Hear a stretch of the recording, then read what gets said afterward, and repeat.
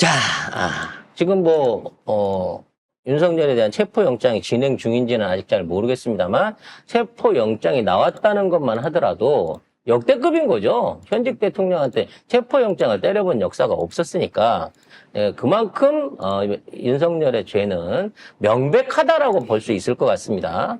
근데, 너무 웃겨. 윤곽근이가 이거는 불법이래. 왜? 체포영장. 중앙지법이 아니고 서부지법에서 발부받았다고.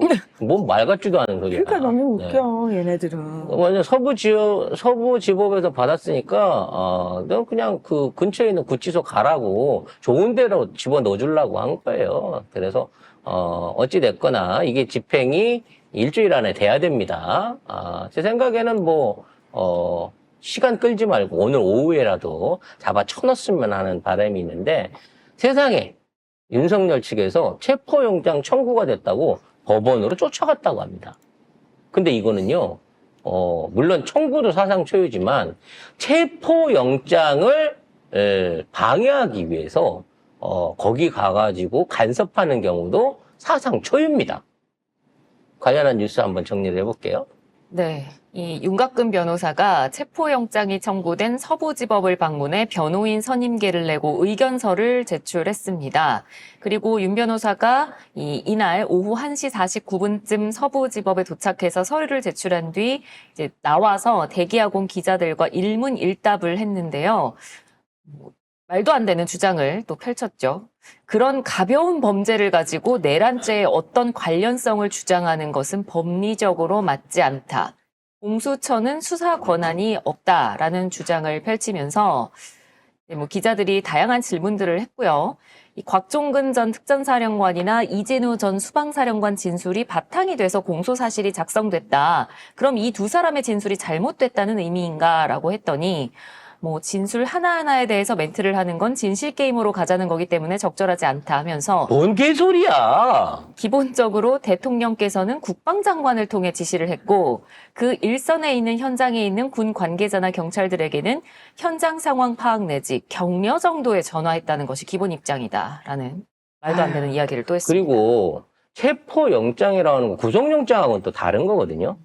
안 오니까 조사를 받으러 오라고 하는데 안 오니까 잡으러 가는 거예요. 그럼 조사를 받으러 가면 되잖아, 영장 받기 싫으면. 가지는 안 해놓고 영장을 치는 거. 네가 안 와서 영장을 치는데 이게 불법이다. 이게 말이 되는 거예요? 어떻게 원정 그거 찾아가갖고 또 방문 서비스로 조사를 해야 돼?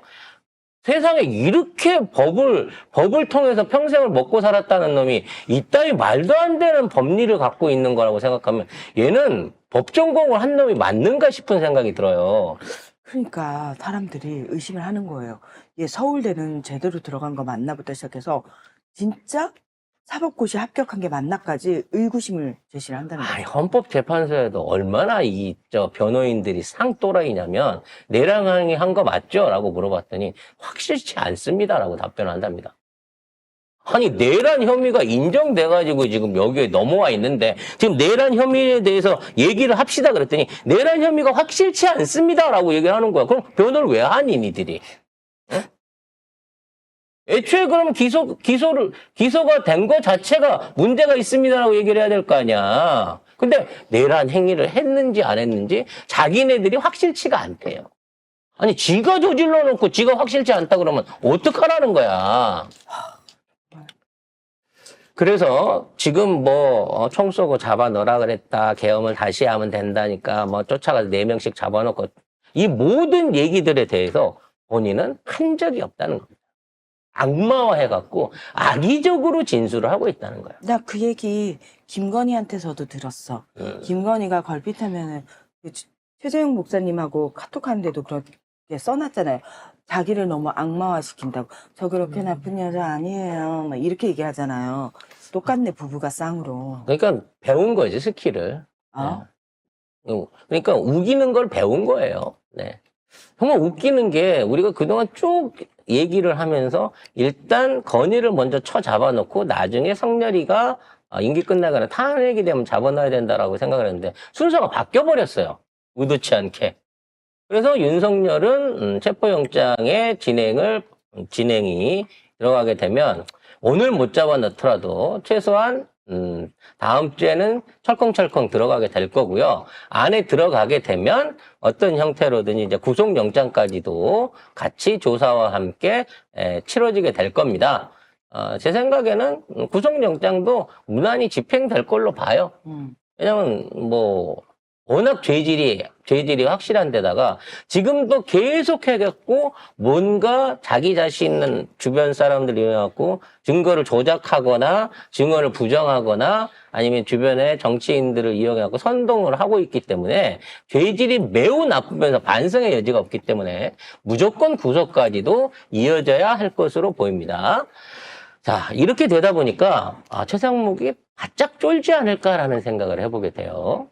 자, 오늘이 국무회의를 지금 한참 하고 있을 상황인 건데, 과연 거부권 발동을 할 것인가? 이게 초유의 관심사입니다. 제 생각에는, 아는 듯 아닌 듯, 거부권 발동. 왜냐면 누군가 이제 옆에서 거부권 발동을 하세요라고 옆에서 이제 찔리지 않겠습니까? 주변에 있는 다른 국무위원들이 그랬을 때 과연 이거를 받을까 안 받을까라는 부분에서 바짝 쫄 것으로 보여집니다. 왜냐하면 받으면 탄핵시킬 거거든요. 거부권 쓰면 탄핵시켜버릴 거거든요. 그렇죠. 따라서 지금은 자기가 결정할 만한 위치가 안 된다가 이런 식으로 해갖고 거부권 발동을 안 하기만 하면 쌍특검은 내년에 출범을 하게 됩니다. 네. 그래서 그런 부분에 있어서 준비돼 있는 지금 최상목의 태도가 어떠한 결과로 나타날지 매우 걱정이 됩니다. 근데 다행한 건 뭐냐면 헌법재판관 임명에 대해서는 동의할 것 같다라는 의견이 매우 높아요. 일단 우원식 의원을 만나가지고 얘기를 한 부분도 있지만 아니야. 근데. 이게 우리는 아무도 믿으면 안 돼요. 낙관을 하면 안 돼요. 한덕수는 뭐 안 한덕수도 그랬나? 마음 놓았었잖아. 한독선 마누라가 그 모양이니까 우리가 몰라서 캐치한 거지만 얘는 진짜로 쫄보기 때문에 모르겠어요. 헌법재판관 임명할 것 같아요. 심지어는 한덕수한테도 자기가 직접 조언을 했대요. 받으라고. 헌법재판관 임명은 받으셔야 된다고 얘기를 했다는 겁니다. 아이, 그거는. 그때는 그때고 지금은 또 본인이 이 자리에 올라왔으면 또 달라지지 않을까. 그게 또 걱정이 되는 왜냐면 거죠. 한덕수가 탄핵되고 지금 바로 검찰 수사 받는 거 봤잖아요. 그러니까 자기 입장에서는 지금 있는 대행 자리를 어떻게든 지키는 게 일단은 어느 정도 선제적으로 국무위원장 이런 사람들이 날라갈 때 안 당하고 버틸 수 있는 기회가 된단 말이야. 일단 자기도 탄핵을 당하게 되면 바로 뒷순위로 지금 고발장이 기다리고 있는 걸 알기 때문에 저는 최소한 헌법재판관 임명만큼은 해줄 것이라고 믿고 있습니다. 하지만 나머지 부분에 대한 것도 그래요. 얘가 이제 예를 들어 미친 척하고 오늘 쌍특검에 대해서 거부권을 쓴다고 하면 재부의할 수 있는 권한이 민주당에 한 번 더 있습니다. 그리고 이번에는 저쪽 애들이 분열이 돼 있잖아요. 탄핵 반대파들이 85명밖에 없기 때문에 이번에 다시 표결을 붙이게 되면 200석을 넘길 가능성은 거의 저는 90% 이상이라고 생각을 하기 때문에 너무 이 거부권에 대해서 우리가 신경을 쓸 필요는 없다고 생각합니다. 윤석열 구속시켜 놓고 다음 달 중순쯤 돼갖고 다시 정기국회 열어가지고 이거 재부의 심의해서 표결하면 저는 통과된다고 봅니다. 왜?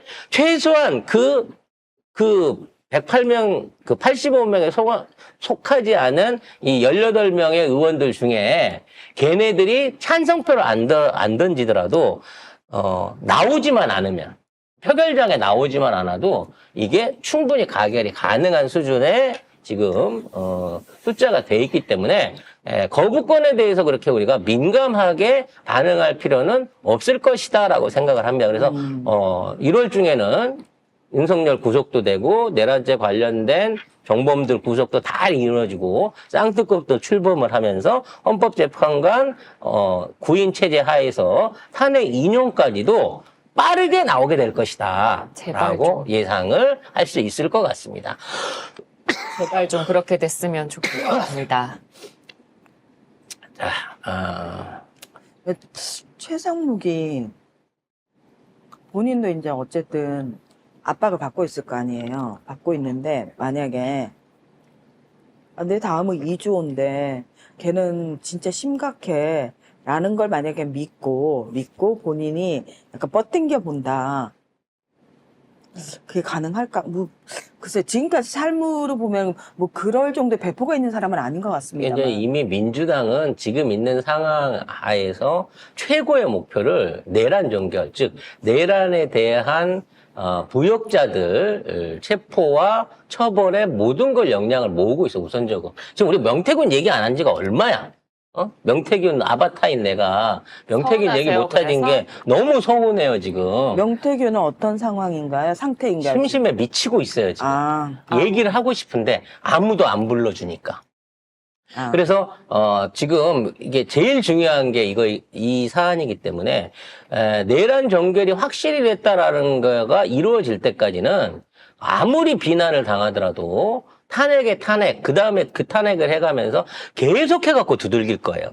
그래서 다음번에는 진짜로 국무위원 당시 회의에 참석했던 뭐 11명 정도 된다고 들었는데 누군지는 모르겠어요. 100%. 지금 남아있는 국무회의에 참여했던 인원들까지 전부 다 줄탄핵을 시켜버리고 나게 되면 이 모든 권한, 그러니까 법령에 대한 통과 권한이라든지 이 모든 것들이 국무위원이 사라지게 되면 우원식 의장한테 그 권한이 오게 됩니다.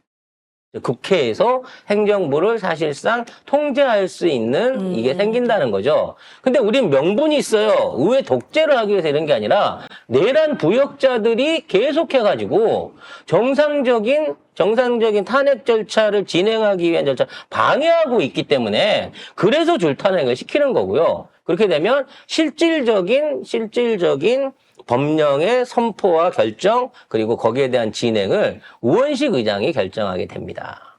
그렇기 때문에 마지막 보루예요. 최상목이 가고 나면 그 다음에 2주 아닙니다. 그냥 줄탄핵입니다. 그렇기 때문에 계속 한꺼번에 어차피 줄탄핵을 당해갖고 그냥 가느니 최상목이라도 꽂아주는 게 낫다라는 생각 하에서도 쟤네들이 이 두 건들을 다 받아들일 가능성이 높다. 최소한 쌍특검을 거부권을 쓰면 그건 재부의하고 무조건 헌법재판소 재판장 임명만 제대로 해라라고 얘기를 할 수 있을 것 같습니다.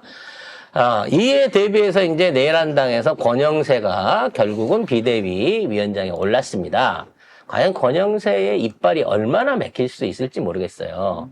참 비대위를 세운다고 하면 지금 있는 상황에서 비상대책을 진행하기 위해서라고 하면 최소한 윤석열의 반대편에 있는 사람을 세워야 지금 탄핵이 이루어져 있는 상황이라 뭔가 전국에 대한 수습이 될 텐데 직계에 가까운 사실상 윤석열을 정계에 입문시킨 윤석열의 정치적 파트너를 비대위원장으로 세운 거예요.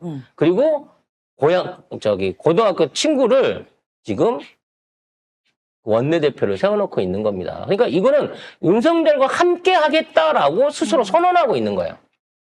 따라서 앞으로 얘네들이 무슨 소리를 하든, 뭐 대통령을 출당을 시키든, 지들이 뭐 제명을 시키든, 아니면 우린 윤석열이랑 관계없어요. 라고 말을 하든, 저것들은 그냥 윤석열 비호를 위해서 모여있는 집단이다. 라고 하는 비난을 피할 수 없게 됐습니다. 최소한 간판만이라도 좀 바꿔 달아야 될 거 아니야. 그 정도의 성의도 안 보여요. 맞아. 쟤들은. 왜? 1년 있으면 다 까먹을 다시 거고. 우리 찍어줄 텐데 다시 뭐라고 우리 또 생각할 찍을 텐데요. 사람들은 찍을 거거든. 근데 절대 이제 우리 국민들이 그렇게 생각하지 않습니다. 정말 착각하고 있는 거고요. 그와 관련해서 뭔가, 제대로 된 어떤 순장이 이루어질 수 있도록 잘 됐다. 순장조. 순장조로 최고다. 부디 둘이서 더 많은 국진당 의원들을 똘똘 끌어안고서 전부 다 붙들고 가다가 한꺼번에 다 날아가라 라고 하는 기대를 해볼 수 있습니다. 이게 무슨 의미냐면 내란 찬동죄가 있어요. 내란죄 협조한 거. 그래서 윤석열이 이제 내란을 일으켰단 말이에요. 그래서 그날 밤에 내란에 반대 투표를 하는 과정 중에 뭔가 수작질했던 추경호는 무조건 내란 추종자로 동조각입니다. 근데 내란 추종이 그날로 끝났어요. 내란 상황이 끝났어. 해제가 되면서 윤석열이 구속이 됐습니다. 그래서 내란 동조죄에 대한 부분은 내란이 끝난 상황이기 때문에 지금 얘네들이 적용을 안 받는다고 착각을 하고 있어요. 근데 지금 있는 상황에서 윤석열은 나는 내란 아니다. 내란 일으킨 적이 없다. 라고 하면서 자기는 정상적인 통치행위를 했다라고 주장을 하고 있습니다. 이 얘기는 뭐냐면 아직까지 윤석열이 내란에 대한 진행을 또는 종결을 선언하지 않았다는 거죠. 우리가 보기엔 내란인데 윤석열은 아니라 그랬어. 근데 그런 윤석열이를 갖다가 계속해서 돕고 거기에 대해서 옹호를 하곤 이런 행위는 나중에 윤석열이 수사를 받아서 그럼 지금까지 네가 내란 짓거리를 했네. 탄핵을 당하고도 계속 내란 추진을 하고 있었네. 라고 하는 게 나오게 되면 그 시기에 같이 동조했던 국진당 의원들도 내란에 참여한 것으로 딸려 들어갈 수가 있습니다. 그리고 지금 아마 다들 느끼시겠지만 게시판을 위주로 댓글팀이 엄청나게 지금 분동을 하고 있어요. 걔들이 말도 안 되게 이게 무슨 내란이냐부터 시작해가지고 그 전형적인 그 내란 속의 윤석열 그 변호인들이 하고 있는 이야기들을 하고 있거든요. 그거 사실은 다 처벌될 수 있는 처벌 대상이기 때문에 다 신고를 하시거나 다 캡처를 해놓으셔라. 생각보다 지금 조직적으로 움직이더라고요, 보니까. 그래서 예전에는 이런 것들이 처벌을 받지 않고 그냥 묻혀서 넘어갔습니다. 왜냐하면 제대로 된 반대를 안 했기 때문에 단순 가담자 같은 경우에는 내지는 내가 몰라서 그랬어요 라고 하는 사람은 선처를 받을 수 있는 그게 있었습니다만 내란의 경우는 이게 아닙니다. 그래서 선거죄나 뭐 정치 공방이나 이런 쪽으로 가는 게 아니고 이건 나라를 말아먹으려고 했던 내란죄의 어떤 주범이기 때문에 지금 있는 윤석열을 옹호하는 이 집단들의 언행이나 행동이나 어떤 이 각종 얘기들 그리고 윤석열 탄핵이 부당하다 그러면서 태극기 집회 가고 정광훈 목사 앞에서 엎드려 절하면서 도와주세요 해서 윤석열 같은 놈들 전부 다 내란 부역죄로 다 쳐 넣어야 됩니다.